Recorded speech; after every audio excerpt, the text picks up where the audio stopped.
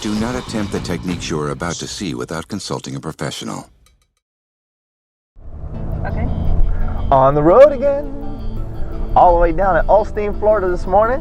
We're coming down to Hacienda del Zorro, and we're gonna help the Kohler girls with a few of their horses. And we have a wild Mustang coming in, a couple quarter horses, a thoroughbred, and some Pasafinos to work. It's gonna be a great day. Can't wait to get there and get started.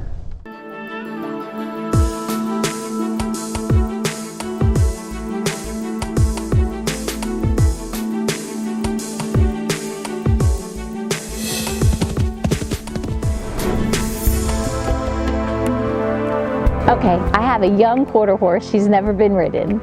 How's that? Okay. My name is Sheila Nielsen, and I have a quarter horse paint. She's 2 years old. Her name is Tina. Tina is a rescue, and I got her when she was 6 months old. So it was important to me that she have a good experience when it was time to train her. I don't have that knowledge, so I came to you at Gascon training, and to hopefully help her be more comfortable with saddling and riding and be safer for me. So I'm Michael Gascon, the horse guru. I have the amazing job of traveling around the world fixing the world's most problematic horses. You're gonna see all kinds of breeds and all kinds of horse problems. We're gonna train the untrainable, ride the unrideable, and do the impossible. Just like on Nitro Circus. Man, the opening is everything. It tells you exactly what you need to see. I was born from the bottom, raised to the top. I was born from the bottom, raised to the top. I was born from the bottom, raised to the top.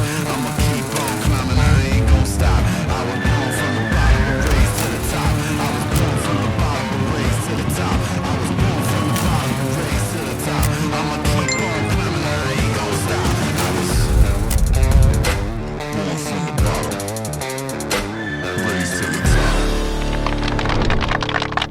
Good morning, everybody. Welcome to the clinic. If you'd like to introduce yourself, your horse, and what your equine goal is here today. my name is Sheila Nielsen, and this is Tina. She is a quarter horse paint. She's a rescue horse that I rescued at 6 months, and I guess my goal is just to not make any mistakes. I'm a novice rider. Okay. So I'm hoping just to get a saddle on her and maybe get someone on her back. Perfect. Well, I'll take her from you. Thank you, because she's not going to move. So we got the amazing opportunity to work with this young quarter horse filly. She was a paint. Her name was Tina, and she had never been ridden before. She had already been in the owner's pocket. I noticed that from the very beginning. She was a rescue. She got rescued from a bad situation. They said she was just skin and bones, and she nursed her back to health. She's nice, she's in good shape, ready to be started. I was looking at a pet rescue site a couple years back, and I came across, I was looking for a puppy actually, and I came across a horse rescue site.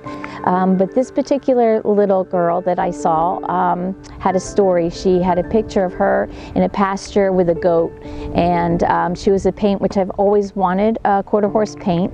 And this story was read that an older gentleman who had a business breeding these paint horses, and he did something called imprinting on them at birth. At one time when the market was very popular and strong, he was selling the horses at a phenomenal price, and he was selling numerous amounts of horses. But when the market took a turn, he stopped selling as many horses, and he continued to breed them. And so he ended up with more horses than he could care for or feed, but they weren't being fed. There was no adequate shelter for them. I felt like, you know, hopefully I could be an extension to him to take her and give her a good life. And so I ended up with a horse and not a puppy. But I'm very glad to have her. For the past 2 years since she's been rescued, she's been the family pet. She's been given cookies, she gets her face petted, her chin scratched. I noticed though that she was very pet-like, very domesticated. And you might be at home thinking that makes it easier. It's not always the case. Now for the first time, I'm gonna ask for some respect. I'm gonna ask her to do something that's difficult. I'm gonna do things that are gonna make her a little uncomfortable. There we go, that's better. That time we didn't have to put any physical pressure. You see how she's opening up that space for me already? So the very first thing I do is I start in kindergarten, as she's already knows how to lead. I teach her how to back up out of my bubble. I want to make sure, just like the alpha mare out in the field has a protective bubble around her because she's the alpha mare and nobody wants to play with Big Mama, you need to be the same way with your horse. You have space in your arm's reach that horse needs to stay outside of your arm's reach unless you invite them in. That's what I want to see. One more time. There we go. Much better.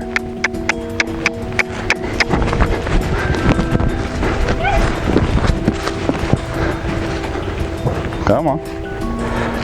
The alpha of the herd is the one who controls the distance. If she picks up a leg, everybody else runs off. She stands her ground. So the horse that's standing their ground and won't move out of your way, they're trying to be in charge. And they know this, they understand this if you make those ground rules. So I would walk off and stop. If she crowded my bubble, I would back her up. I did this once or twice.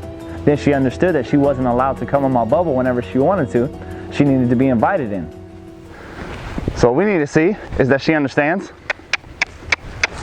that we're the alpha and she's the beta. So she just passed kindergarten. From there, we're gonna up it. So we have a theory here. We think one of the things that I dislike the most about our school system is if a kid could pass the first grade on day one, then they have to waste a year of their life there. Well, it's the same thing with your horse. If she could pass the final exam on day one, why would I keep her there another day? We just move on to the next thing. So the steps that you see us go through, we're gonna give them the final exam. If they can't pass it, we're gonna stay there and study until they can. And if they can pass it, we're gonna immediately move on to the next thing. Desensitizing her, prepping her for the saddle, flagging her, making sure I can get her head left and right. And when you do that and the horse has no fear of you, they end up coming on top of you. What's the most primal instinct for a horse? To run, absolutely. Does anybody here watch Discovery, Net Geo? Watch all those zebras and elephants and giraffes out there in the safari? Everybody gets taken down. Everybody gets eaten. Giraffes get eaten. Elephants get ganged up on. Everybody gets eaten. Horses don't get eaten. They have such long distance vision and such a strong flight instinct that they just want to take off.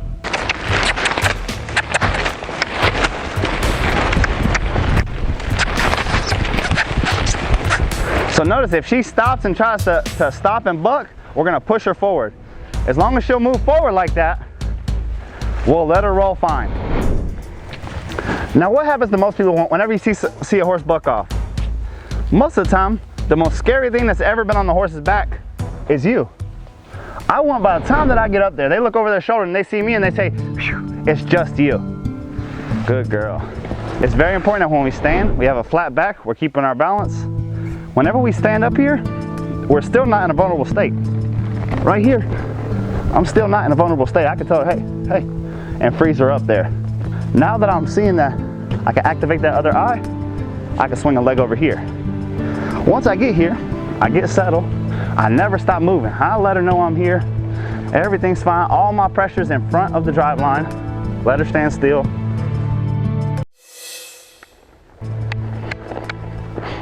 There we go. What surprised me the most was how quickly you, Michael, established a relationship, a rapport with the horse, how quickly he moved them from first steps to the second and third, and that he actually was on the back of my little girl for the first time in less than an hour. So that was pretty amazing. And people were just amazed how in under a half hour we were able to get this horse that had never been ridden, never had a saddle on her back, never showed any signs of respect, always wanting to be like a little puppy. And we were able to ride her, walk, trot, canter, go over obstacles, carry a flag, play horse soccer, stand up on her back, all without sweating, all without wearing her out or getting her tired. Again, it's just amazing what you can do when the horse has a clean slate and you're able to teach them from the very beginning. Tina did such a great job that her owner was actually able to ride her on the first day. something she said she thought was impossible. She didn't even believe that I was going to be able to ride it on the first day. I thought it was absolutely wonderful.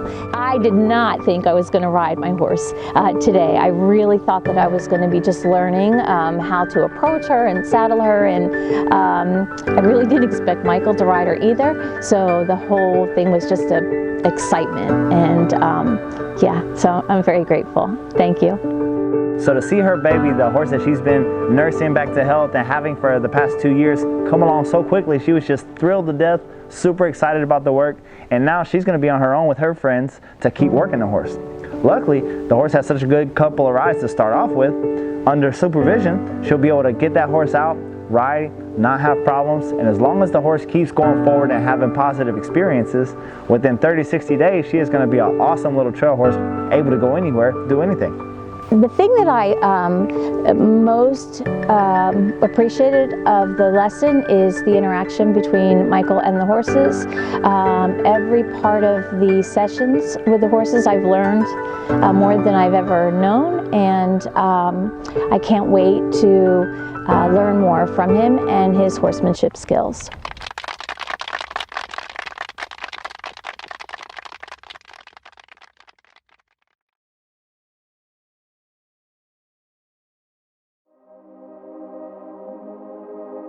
Hey guys, I'm Michael Gascon, the Horse Guru. Today we're here in Poplarville, Mississippi at the Gascon Horsemanship Ranch. Here in South Mississippi, it's always fair weather, it's always sunny and bright. We have over 1,000 acres to ride on, just trails and obstacle courses, ponds to ride the horses through. Just an amazing place to be. Everybody has their niche. We have an amazing reining trainer, amazing trick trainer, we have an amazing paso fino trainer, and the list goes on and on. And when you come here, it's just hard not to get swept up in the environment and the peace, love, and positivity that we have here on the ranch. We have a Western hotel, we have cabins, cowboy quarters, RV spots. People come and bunk with us and learn the knowledge that we've gained over 5 generations of horsemen. My mother was a horse trainer. She was the second youngest woman to ever win Congress in the 80s, and she was Miss Rodeo, North Carolina. And my father was a superstar paso fino trainer, winning national championships and world championships back to back to back. And there were always problem horses in and around. So ever since passing it down to me, I decided that I didn't want to just be a regular horse trainer. I wanted to share our knowledge, our education, our history with the world, so you can communicate easier with your horse. So the big difference in the revolution that we're bringing to the horse industry is not wearing our horse out to get what we want. We use simplicity and communication to get everything that we want out of the horse. And we'll work 10 to a dozen horses a day. And not only do we work 10 to a dozen horses a day, there will be 10 to 12 different breeds a day. And those 10 different horses are all gonna progress, all gonna play soccer, all gonna do obstacles, all gonna do things that their owners thought impossible the day before. People say, how can one person work so many different breeds? It's because we're speaking the language of the horse. If you try to make the horse learn your language, you may have success, but you're gonna have to make every horse along the way speak your language. If you add a little pressure to yourself and you learn how to speak the language of the horse, then you can talk to any horse around the world.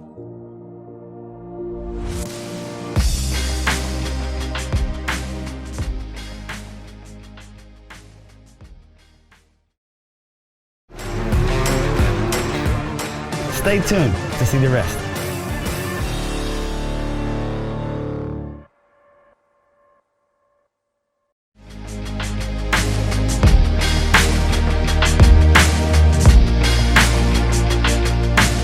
So the big difference in the revolution that we're bringing to the horse industry is not wearing our horse out to get what we want.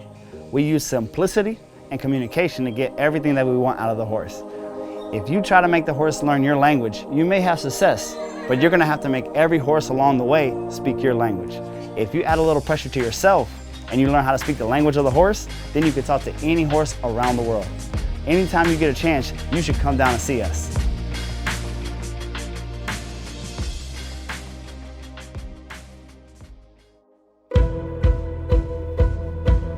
You'll talk about her. So that, No, you I can talk, I and know, I'll but just sit here. Okay? No, I'm going to help you. Hello, my name is Diane Delano, and I run the Wild Horse Rescue Center located down in Nims, Florida. And we're a nonprofit organization that works in saving America's wild horses. It's a rehabilitation center. We get them from the wild or from rescue situations. And Alicia's here from Sweden. Yes. And she's been back, this will be her 4th time back with us. And we're going to talk about her horse, Rhea. So, Rhea was our 7-year-old Mustang. She came in from the Wild Horse Rescue Center. They do a lot of great work over there, getting some undesirable, some tough horses, and really giving them another chance at life. When they can't go anywhere else, they can go to the Wild Horse Rescue Center, and whenever they get there, they do their best to turn them around and find them a new home. Yes, I did the tip challenge with Rhea. She came to us through the BLM program. She was a state authority horse, so she was in a holding facility for 6 years, so she was 7 when she came to us. And so we brought her today to see what level she's at, and she do have some problems. Well, Alicia is so modest. You see, now Alicia got that horse in October of 2016 as a totally wild 6-year-old Nevada Silver King Mustang. And Rhea was a pretty dominant mare. She was already pretty, wanted to turn her butt to Alicia a lot. And she had a real naughty habit of wanting to buck. The problem with this is she already had it so ingrained in her that just when we were going through the steps from the ground, we asked her, we cinched her up, we moved her around a little bit, and she showed us that she wanted to buck. I find that it comes from already having been worked. She spent 2 months with a trainer, and I noticed that she had a lot of stop in her. If you moved your hand, she wanted to stop. If you did anything, made a noise, she wanted to stop. The problem, whenever you put brakes on a horse too early, before they're confident going forward, is it's just like putting an emergency brake on your vehicle on and then pressing the gas. It doesn't want to go anywhere. So this is what I feel happens to her, that she has so much brake and no go, that whenever you asked her to go, she would immediately put her head between her legs and start wanting to buck.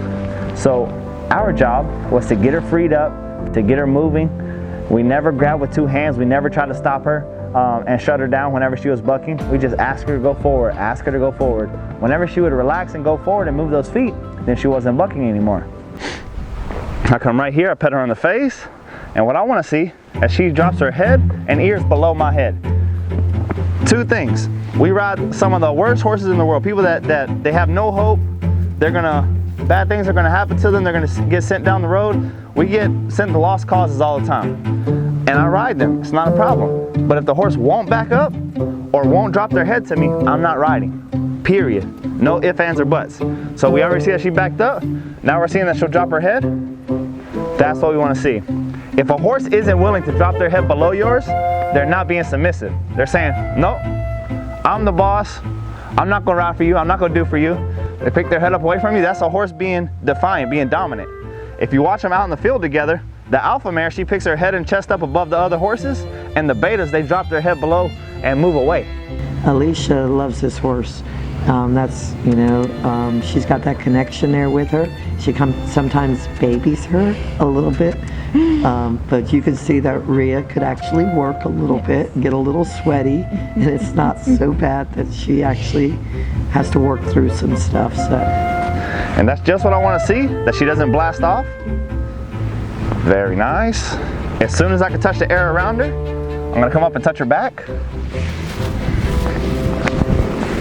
From the very beginning, whenever we started with the rope or with the flag stick, if we touched her back legs, she wasn't trying to run. She wasn't trying to get away. She was trying to kick it into outer space. That just goes ahead from the very beginning and tells us, okay, she's not very flighty. Most horses, if you touch them in the back legs and they're uncomfortable with it, they're going to try to run. I feel that no horse will ever surprise you.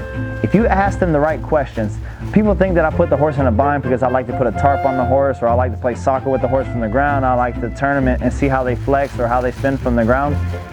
Whenever I put a rope around their back legs and I move it a little bit to touch their back legs to their flanks, it's not necessarily just desensitizing their back legs. I want to see who they really are and what's their reaction whenever they get uncomfortable. There's no reason that she has to be in a straight line. The fact that she's in a straight line shows me that I don't have very good control of her.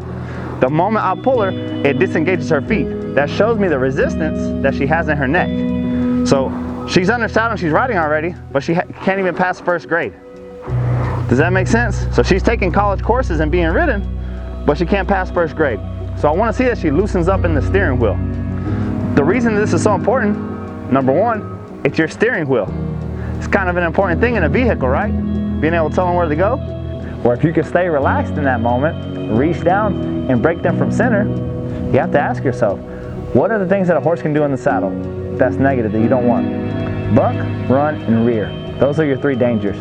The next thing is a horse can only do 3 things from the saddle: buck, run, and rear. All 3 things, they have to have their head locked out and centered.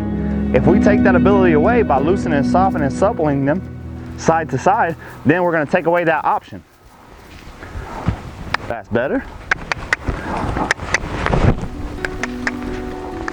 For the horse to do any of those 3 things, they have to have their head locked out and centered. So if their strength is in a straight line, where's your strength? To either the left or to the right. And the only way you can use that is if you give them their face and give them their rein. It was really interesting watching Michael work with her, because he's a really good leader, and which she really needs because she's very dominant. So it was really great to see how she responds to when someone really asks her to do something. I was hoping she didn't have that much buck in her, but it was really good to see where she's at. So now that we can keep working with her, we know her level. Not trying to stop her too much, not trying to shut her down every time that she humps up. If everybody that she bucks with, they just one rein stop or they shut her down, the habit's going to stick there for a very long time. If we can just get her going somewhere and get her moving freely, flatten out that back of hers, it'll be over, and 6 months from now you won't even remember that she was a bucker. I put the tarp in the D-ring so that if she was to buck or give us problems, it wouldn't go over her head. When she found out that it was harder to try to buck and get rolled back into the fence again and again, she found out that moving off, I would sit up there nice and quiet and it was a lot easier for her. Basically, that's just showing her the path of least resistance. Good girl, come on.